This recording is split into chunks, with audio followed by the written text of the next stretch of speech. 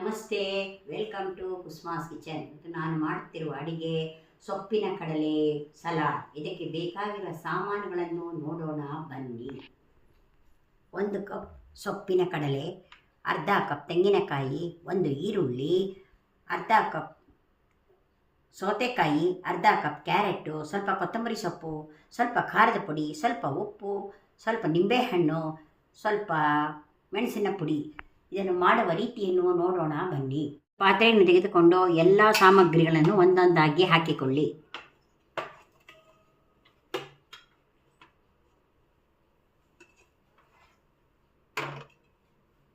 ಸೌತೆಕಾಯಿ,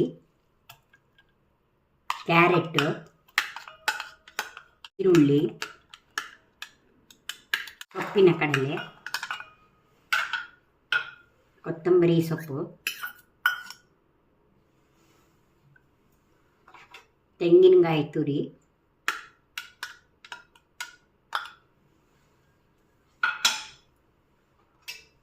ಖಾರದ ಪುಡಿ, ಉಪ್ಪು, ಮೆಣಸಿನ ಪುಡಿ, ಸ್ವಲ್ಪ ನಿಂಬೆಹಣ್ಣು ರಸ ಎಲ್ಲವನ್ನು ಸೇರಿಸಿ ಮಿಕ್ಸ್ ಮಾಡೋಣ. ಸ್ಯಾಲಡ್ ರೆಡಿ ಆಯಿತು. ಮಾಡುವುದು ಸುಲಭ. ಮಾಡಿ ನೋಡಿ, ತಿಂದು ಸವಿಯಿರಿ.